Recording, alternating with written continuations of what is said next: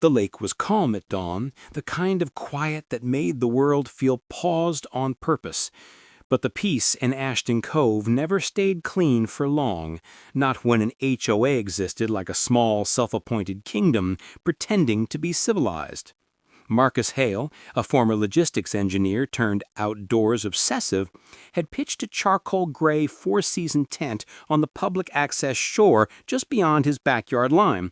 Technically not HOA land, not private land, not anyone's problem, except apparently the board's.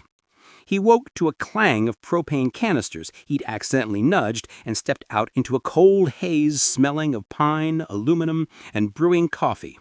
Instantly greeted by rangers of the HOA realm in fleeced vests embroidered with their slogan, "Maintaining Excellence," which mostly meant maintaining everyone's patience at its breaking point. At the front stood Trevor Donnelly, that head of compliance and community standards, a title he carried like it was scripted by someone who hated comedy but accidentally invented it. Beside him hovered Chris Ballmer, the treasurer, a thin man with a permastare that made spreadsheets wilt. Next to Chris was Luis Ortega, the community liaison, who once tried playing peacemaker but was now simply playing along. And lastly, Jonah Pike, the architect of bylaws, a bulkier guy who looked like he could wrestle a bear but would probably serve at a cease-and-desist letter instead. Marcus stretched, greeted the morning, and pretended these four men were merely birdwatchers. They weren't. They were offended that camping, even scenic hobbyist, federally harmless camping, existed within viewing distance of their curated little utopia. Marcus sipped boldly, and Trevor recited codes about visual disruption, which Marcus interrupted to ask whether tents counted as modern art if you tied symmetrical knots. Jonas scowled like someone had misaligned his soul. Marcus knew curiosity was his best weapon. HOAs feared questions like vampires feared daylight.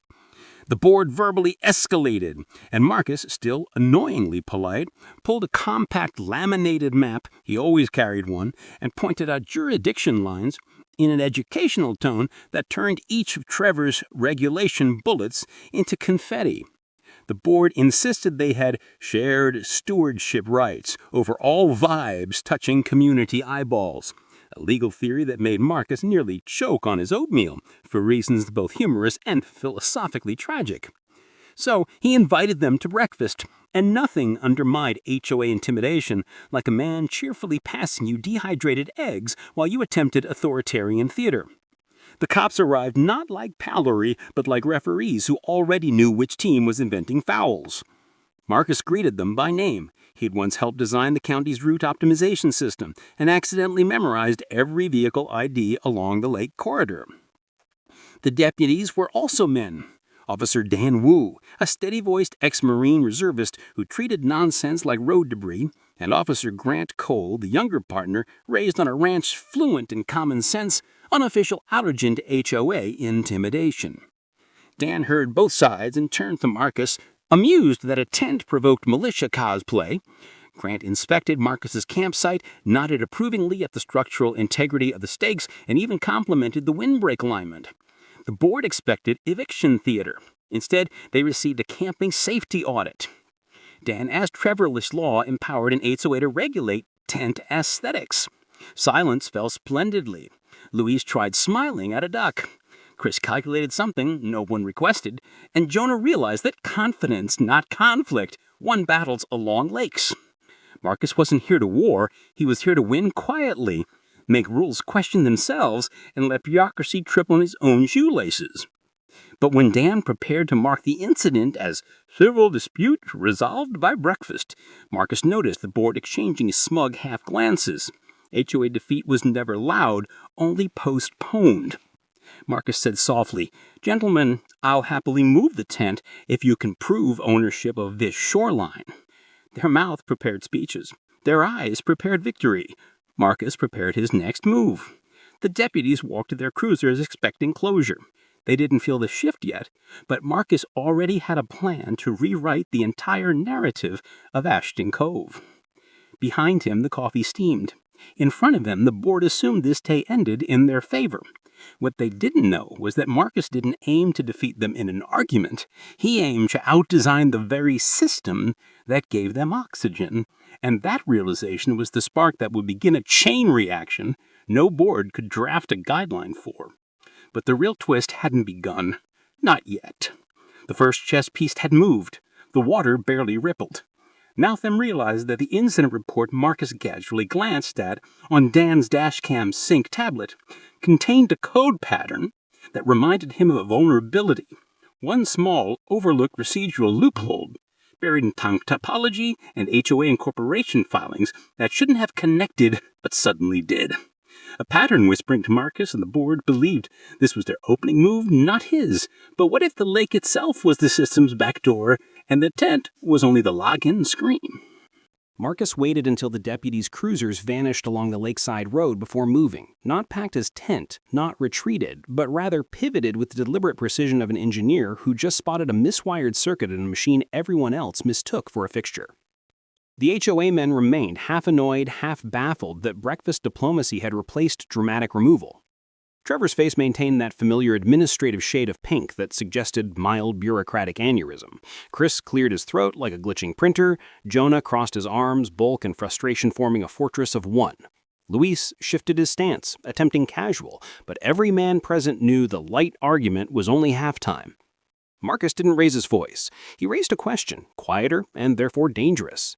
He asked why a board obsessed with visual disruption had never visually inspected the original Ashton Cove incorporation map filed decades ago, a document that theoretically an HOA board should treat like scripture, but in practice used only as decorative myth. The men blinked. Marcus didn't need them to admit ignorance. The moment they failed to quote the map, their credibility was on probation. Marcus unfolded a compact surveyor's topo sheet from his dry pack and asked Jonah, the rule drafter himself, whether their existing bylaws were written to enforce property rights or merely to enforce the appearance of authority. Jonah attempted a rebuttal by citing Article 9, Section 2 sub B, but Marcus countered by quoting the same article's opening clause that limited enforcement to deeded parcels explicitly registered under HOA stewardship. The shoreline was not one. Marcus's restraint was conversational, but his tempo was tactical. Trevor tried reclaiming momentum by warning Marcus about citations leading to fines.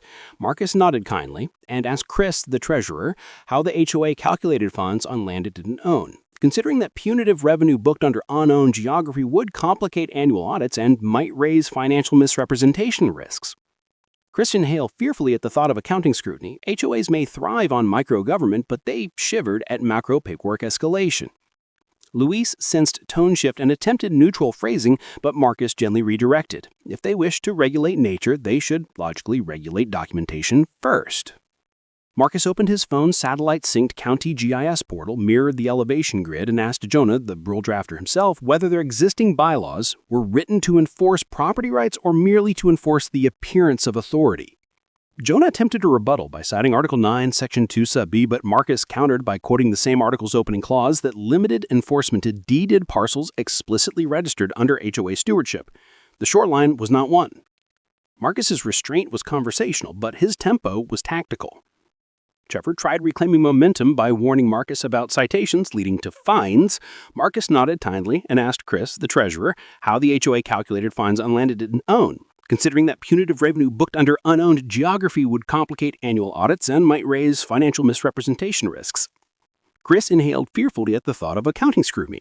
HOAs may thrive on micro-government, but they shivered at macro paperwork escalation. Luis sent tone shift and attempted neutral phrasing, but Marcus gently redirected. If they wish to regulate nature, they should logically regulate documentation first. Marcus opened his phone's satellite-synced county GIS portal, mirrored the elevation grid, and asked Trevor whether his department had ever reconciled HOA compliance zones with county-registered land use codes. The screen displayed jurisdiction color overlays, public access margins, and HOA boundaries forming a patchwork kingdom that suddenly looked like an untested beta version. The board watched Marcus annotate buffers around the lake showing seconds per parcel response metrics, regulatory overlap flags, and outdated metadata from their last official filings.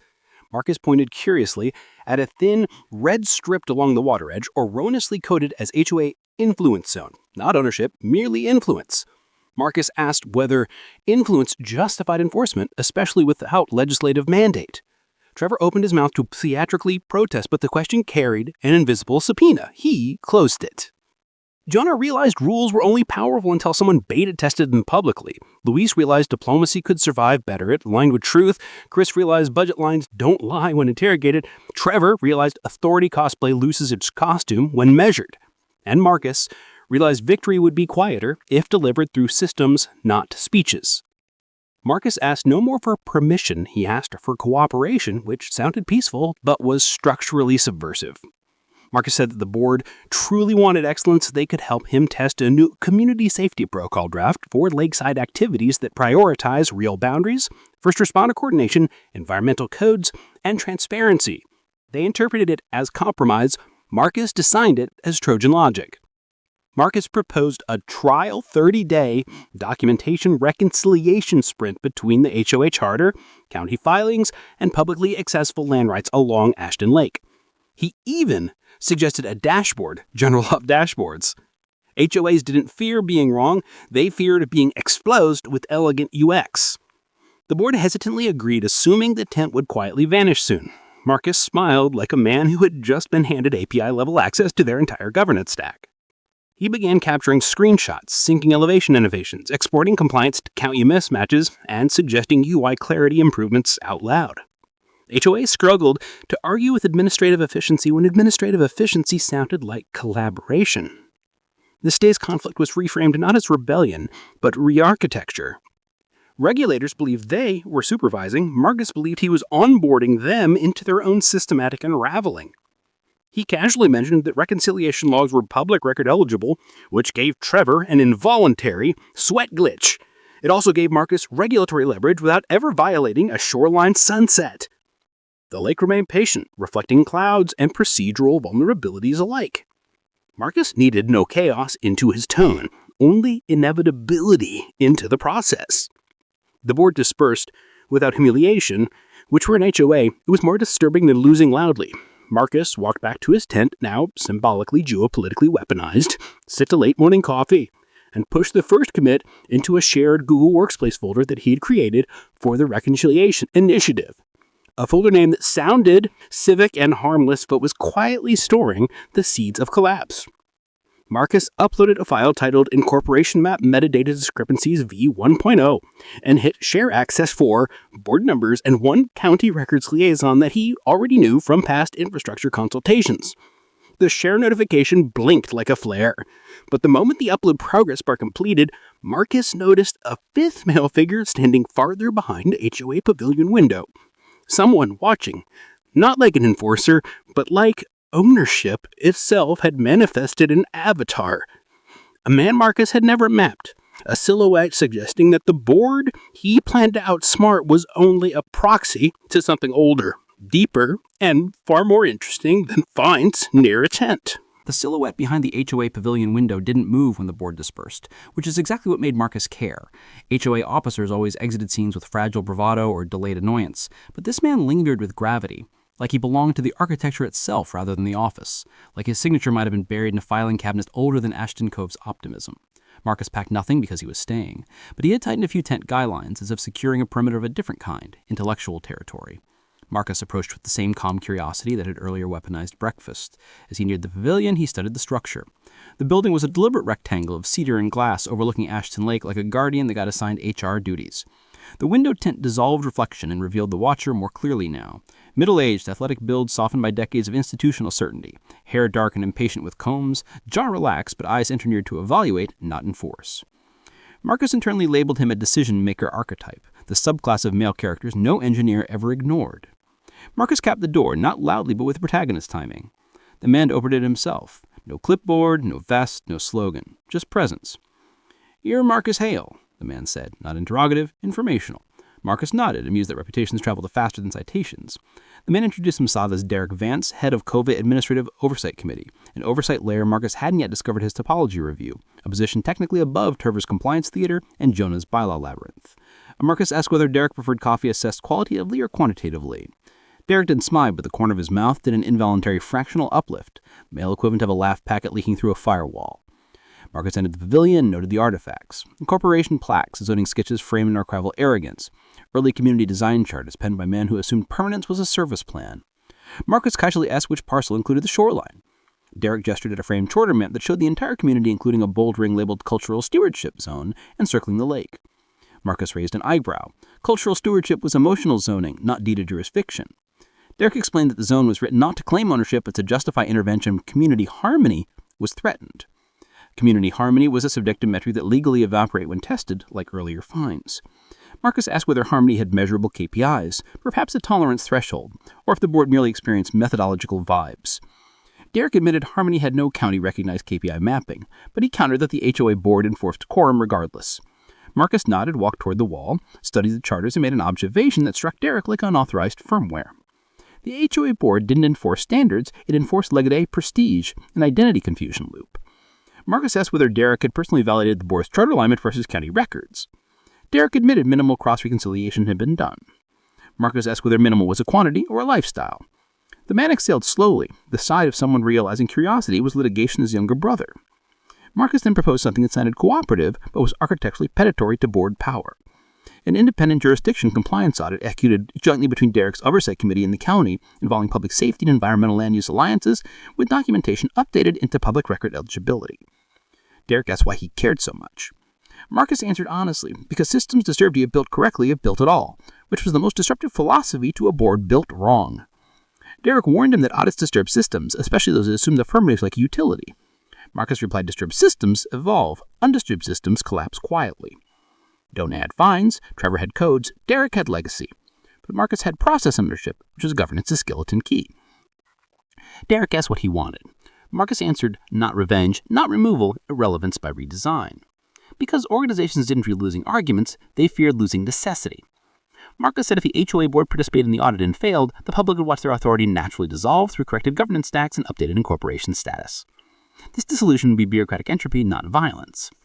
But Derek noticed Marcus's prepared folder name still open on his phone's workspace dashboard. Reconciliation Initiative v1.0. Derek asked whether he had more versions planned. Marcus said maybe v2.0 would include governance deprecation flags. Derek asked if the board would like that.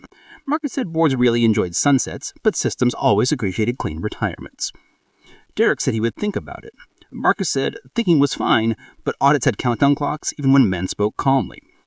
Marcus stepped back outside where the frost wine wearer's tent still awaited diplomatic victory. Before Marcus made it past the pavilion's outer deck, his mailed county notification alert chimed. Not audit approval yet, but something stranger. I know that Ashton Cove's original charter signer, presumed retired and mythic, had just requested a public land use inquiry review. A request that could only be initiated by someone whose authority eclipsed Derek's legacy, someone who might also care about harmony, but to find it with more sharper edges than the board expected. The notification wouldn't leave Marcus alone, not because it was threatening, but because it was elegant in its rarity. County portals did not randomly ping former engineers at sunrise unless the request carried an authorization tag older than the HOA board's confidence and stranger than Derek Vance's legacy posture. Marcus sat by his tent's open flap, lake mist drifting like a calm loading screen, coffee in hand, not flustered but recalibrating. The alert referenced a public land use inquiry review initiated by Elias Granger, a name that hit Marcus with the nostalgia of someone who folders his childhood toys by taxonomy. Marcus recognized it instantly, not personally, but historically. Elias Granger was the man who had signed Ashton Cove's original design charter decades ago, the same document the HOA displayed like sacred fan fiction. Everyone assumed Granger was retired, golfing, or narrating fish behavior somewhere. But a charter signer did not submit a land use inquiry for fun. He did it because he viewed the lake itself like a system worth revisiting. Marcus checked the timestamp on the request, 6:05 a.m., meaning Granger was not only awake, he was in play. Marcus stood and walked toward the old lakeside boathouse at the far end of the cove, the same place incorporation plaques avoided mentioning in tours. The board hadn't followed him because they assumed battles were won in letters and fines, not footsteps. But Marcus knew quests involving charter signers were rarely delivered by mail. The boathouse door stood cracked like a deliberate cliffhanger. Inside, a man sharpened a pencil the old-fashioned way, with a blade. Not frantic, ceremonial. "You always engineer mornings with dramatics?" Granger asked without turning. Marcus smiled. "Only when documentation watches back." When Granger finally faced him, the reveal matched the silhouette. Late 50s, stronger shoulders than retirement deserved, hair salt-flapped like version control history, eyes analytical but tired of amateurs using his work like HOA propaganda. Marcus sat at the drafting table while Granger continued sharpening his pencil, a male ritual that either preceded art or legislation. Granger admitted he filed the inquiry because the board kept invoking his charter as jurisdiction without ever verifying the county-coded buffers he had originally specified. Marcus asked whether the buffers were wrong or merely ignored. Granger answered honestly, "Ignored so completely the lake may as well have evolved its own governance doctrine." Granger explained that while the HOA board enforced aesthetics and decorum, the charter he signed had prioritized environmental coexistence, public safety coordination, and land use transparency, not visual dictatorship. The shoreline was always meant to remain public access protected, not influenced zoned by fleece vests. Marcus asked why he requested to review now. Granger answered, "Because a tent on the lake shouldn't mash a community operating system." That was the most anti-HOA statement ever filed calmly by a man holding a pencil-like doctrine. Granger then dropped his twist, not loud, only seismic to those who cared about filings. The land use inquiry triggered an automatic county process that meant an audit was now mandatory, not optional, and the HOA board would not merely face questions, they would face jurisdictional reclassification risk if discrepancies proved structural. Marcus asked whether Granger wanted the board dissolved. Granger answered, "I want them accurate. If accuracy dissolves their authority, that's not my request. That's math correcting cosplay." Marcus respected a man who weaponized spreadsheets by polishing history instead of burning buildings. Granger requested Marcus help him prepare the audit submission package because Marcus spoke fluent GIS layers, topology reconciliation, and procedural inevitability with annoying humility. The deputies weren't called because this wasn't an emergency, it was a deprecation cycle beginning in daylight. Granger asked whether Marcus would partner as a reviewer or adversary. Marcus sipped his coffee once more and said, "Neither. I'll be the baseline logic test." Granger nodded, a male handshake of agreement without touching hands. Marcus opened his workspace dashboard and created a new folder titled Land Use Inquiry Audit Prep V.9. Granger hated V1.0 launches before QA.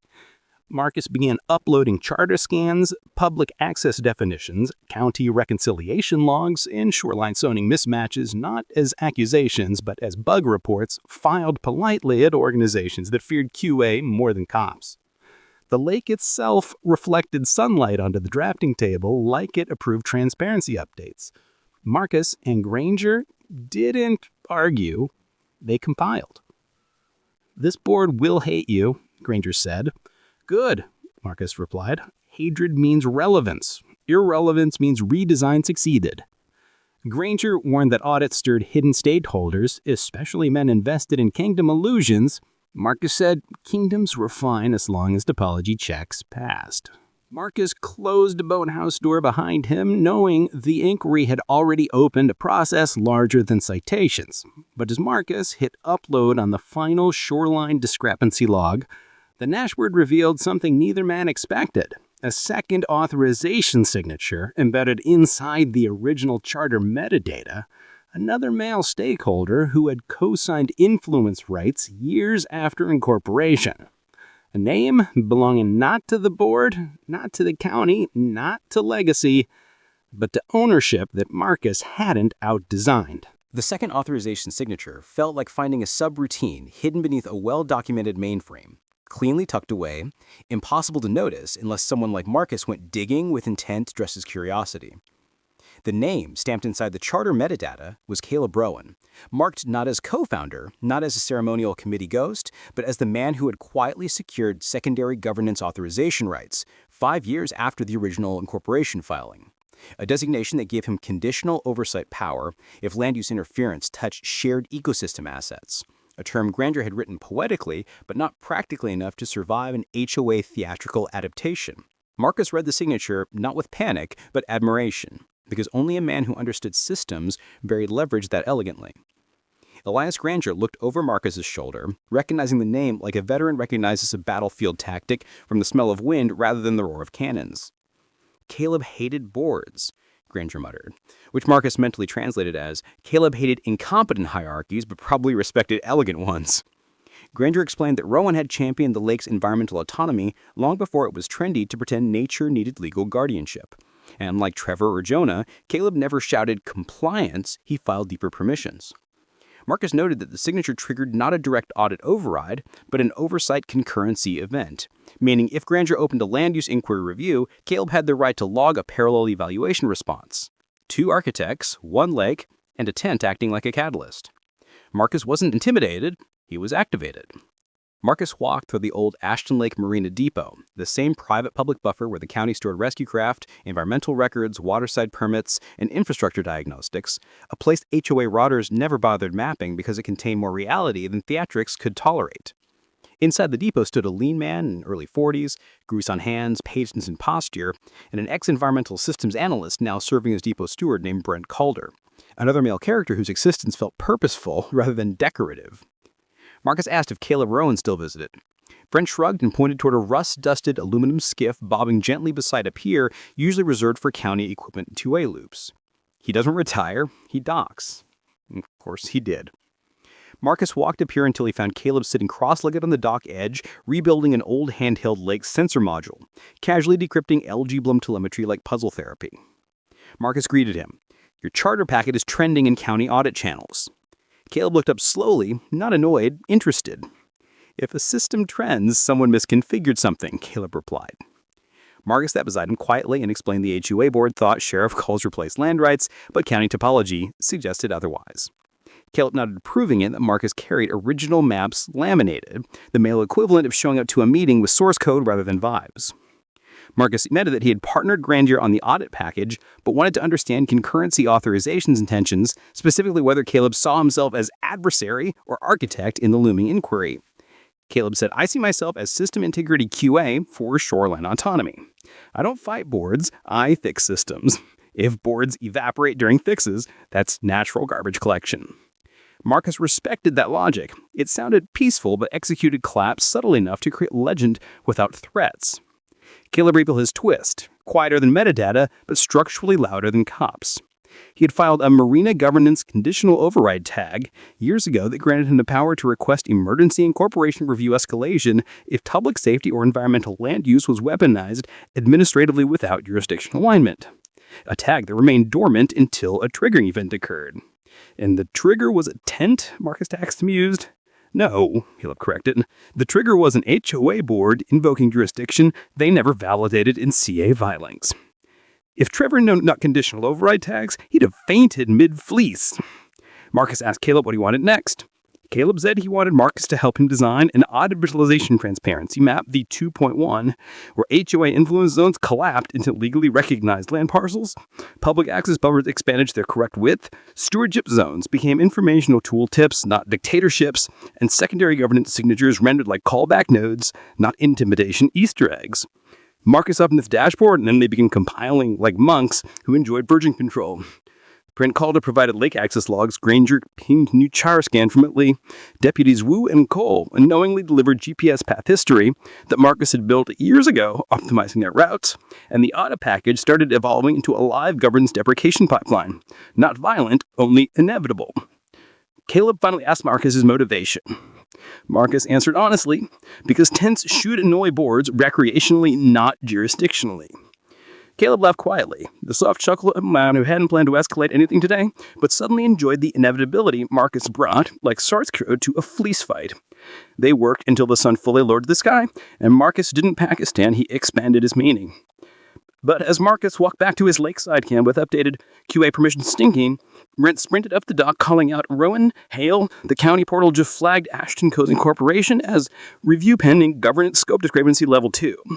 A flag meaning audits now in countdown clocks, concurrency review rights are active on those signatures, and the board Marcus intended to outsmart wasn't his final concern anymore because when a county review hit level 2, organizations didn't disappear through force.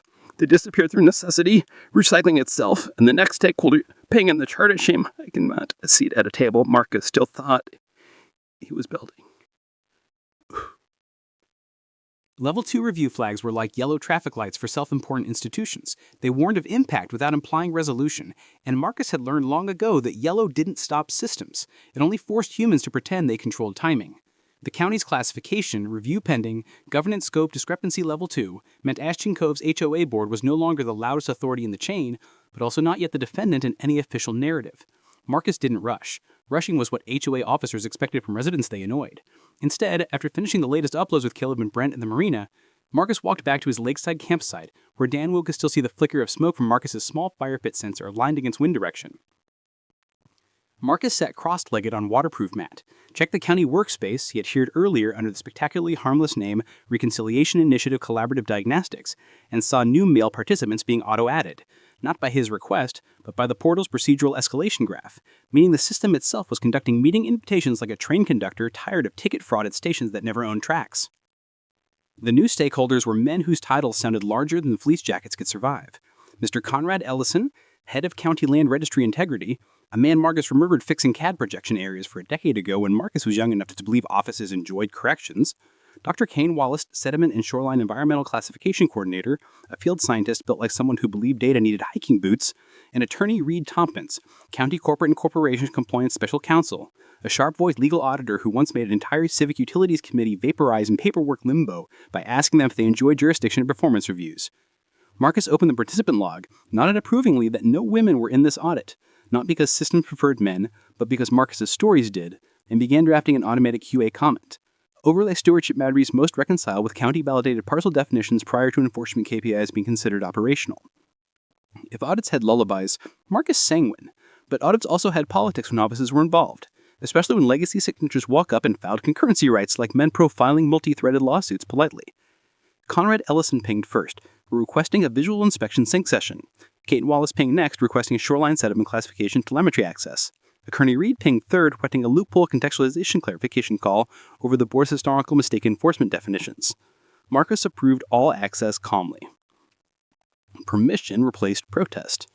The deputies, unaware they were now minor characters in a deeper file in the dark, parked their bailout boat outside the depot. Marcus greeted them, not like allies, but like API endpoints completing handshake.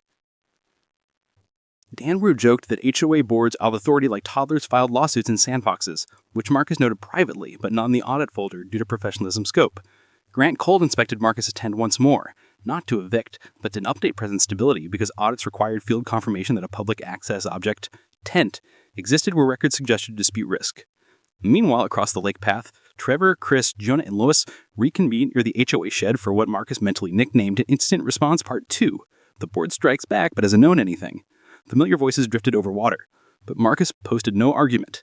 Argument gave HOAs oxygen.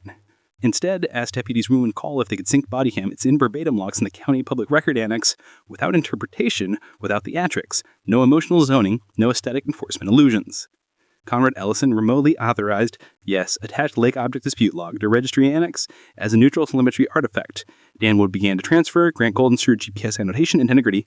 Marcus watched transfer progress like a man watching someone else discover jurisdiction borders shouldn't known intent were. The lake breeze nudged nothing miss up relevance. Marcus knew that if the audit escalated further, the system would auto discover whether the HOA 655 AM police call constituted government misconduct or mere organizational arrogance. But misconduct will require evidence. Evidence required logs. Logs required permission. Permission required calm. Calm required Marcus. And Marcus had passed calm certification long before Tinter Crits required that. Marcus asked that deputies if they enjoyed being part of a process that had completed, might quietly rewrite HOA enforcement scope. Dan saw that he enjoyed efficiency. Grant saw that he enjoyed unknown breach for literature. Marcus thought efficiency dissolves kingdoms faster than outrage dissolves civility. But audits had thresholds. Threshold escalation was next. Marcus didn't threaten boards, he deprecated them through QA sharing cycles. Conrad Ellis and Kane Wallace and attorney Reed began cross-evaluating Marcus's uploads in parallel. Marcus added comments. Comments turned bylaws into bug detectives, bug detect turned authority and revisions requests, original request turned oversight to mandatory documentation turned boards into optional history.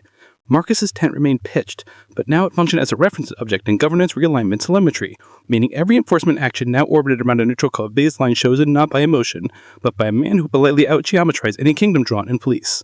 Marcus approved the next escalator checkbox that Conrad had just enabled. Escalator review level 3 if it accorded the Foresight Secretary's request to governance audit alignment triggers. Marcus clicked it. The portal blinked. The signatories were now fully awakened, and the HOA poured, unaware that currency days, like phase change, was about to be rendered in the QA tooltip, not government authorities. But just as the county portal confirmed review escalation submission, footsteps echoed on the gravel behind Marcus's tent. Heavy, intentional, unhurried, no aioli men who arrived with signed authority rather than symbolism ever did. Another male character numbing farther upstream. Boots lake wet, jacket fast slogans, eyes carrying the look of someone who planned the auditors, and Marcus wondered, for the first time, without coffee or buffering, if level 3 escalation brought not dissolution, but collision. The arrival of boots on gravel pulled Marcus's attention from the glowing dashboard in his hand with the force of someone logging into his system through the physical ports instead of Wi-Fi theatrics. The morning sun was higher now, stripping romance from the mist and revealing personalities in full resolution. The man stepping toward the tent was Adrian North, documented in county and corporation records as external oversight arbitrator for conditional charter escalations, a role that existed for rare emergencies when original charter signers and secondary authorization holders disagreed on activation timelines or stewardship supremacy. If audits had a special ops division, Adrian led it with boots untied to intimidation, stride mastered with inevitability, and skin seasoned by fieldwork, policy earrings, and corporate dissolutions conducted without raising a fist, only raising a process. Marcus already liked him, which emotionally was irrelevant but narratively was foreshadowing. Adrian crouched at the fire pit without invocation because arbitrators didn't wait to be seated, they verified context first. Marcus greeted him not with surprise, but a polite nod acknowledging chain of command recursion existed in real life if you dug deep enough. And Adrian replied, Granger and Rowan filed concurrency too soon, you approve access too freely, and the board's panic nodes are spiking, so I'm here before the board assumes escalation equals readiness. Marcus noted the phrasing. Adrian spoke like someone who didn't stop audits, he sequenced them. Marcus watched Brent Calder jog after Adrian carrying a rugged tablet loaded with marina telemetry logs and shoreline environmental feed overlays that looked like spreadsheets designed by men who enjoyed rain more than inboxes, while far behind them, Elias Granger and Caleb Rowan were walking down the longer, scenic lakeside path toward the tent, like co-authors arriving late to their own post-launch press leak. The deputies were nearby on procedural standby, not due to emergency, only momentum. Sergeant Dan Wu reviewing neutral GPS buffer logs, while Officer Grant Cole recorded field confirmation that a tent object was geographically annoying, but jurisdictionally compliant. Marcus appreciating that Grant treated tents like physics problems, not emotional tragedies. Adrian said he needed Marcus to explain his intent before he froze the audit timeline, because arbitrators didn't fear rebellion or compliance, they feared ambiguity. Marcus answered truthfully, calmly, unthreatening dangerously for boards, I'm not here to dissolve the HOA today. I'm here to prove it was miscompiled from the start, and if irrelevance is a result of compiling it correctly this time, I'll let the process return that output naturally. Adrian respected that answer because he removed all illegal flavors, all ransom notes, all intimidation cosplay, and replaced them with something arbitrators could audit without sweating: methodology, integrity, testing. Adrian opened his arbitrator view on the county portal showing escalation timelines, dormant override tags, concurrency permissions, stewardship scope versioning, and escalation readiness thresholds that look like hieroglyph to ordinary people, but look like motherboards to engineers and auditors who are all apparently men today. Adrian froze the level 3 escalation countdown and said this would not stop proceedings. This would only hold readiness sequencing until stakeholder intentions were validated as cooperative, systemic QA, not retaliatory administrative garbage collection. Marcus asked if the board would discover this freeze. Adrian replied, they don't need to discover the freeze, they need to discover the miscompile. Discovery is louder than deletion. Granger and Rowan finally arrived near the tent edge while Trevor, Chris, Jonah, and Lewis were still drafting responses near the HOA shed, unaware reviews on sheds were now minor processing threads to county and corporation QA cycles. Adrian invited Granger, Rowan, Brent, Dan, Grant, and Marcus to sit near the tent as an oversight derivation sync session, which sounded spectacularly bureaucratic but was delivered beside a lake where sunlight fact-checked governance ambitions. Granger asked Adrian if escalation freeze implied audit disapproval. Adrian said freeze means the system respects fresh architecture enough to QA deployment to order. Caleb grinned, appreciating physical metaphors for governance recursion. Marcus opened his map once more, pointing at deeded parcels, influence margins, public access strips, stewardship poetically aspirational zones, and arbitrary interference overlays that never passed county QA testing. Adrian, starting them without emotion, Jonas Pike would weep if he saw an arbitrator reviewing his bylaws like deprecated code pending archiving. Marcus explained that the original charter never empowered aesthetic-based police escalation on public buffers, which grief struck Derek Vance's legacy because oversight concurrency existed for lakes, not boards, which Caleb confirmed, citing Shoreline autonomy intent clauses that were informational but not enforcement mandated.